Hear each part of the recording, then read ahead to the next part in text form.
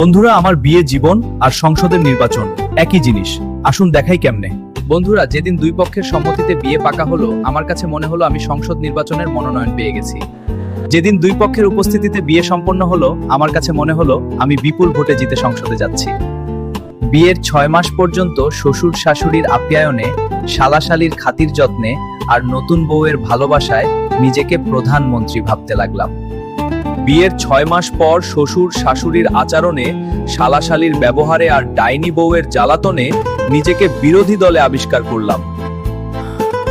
বিয়ের 1 বছরের মধ্যে সরকারি দলের কূটনৈতিক চালে হেরে গিয়ে সংসার নামক কারাগারে বন্দী হলাম। ন্যায় অন্যায় যে যাই করুক, সব দোষ আমার। হেরে গিয়ে সংসার নামক কারাগার থেকে অনেকবার ওয়াকআউট করেছি, কিন্তু পালিয়েও বাঁচতে পারিনি।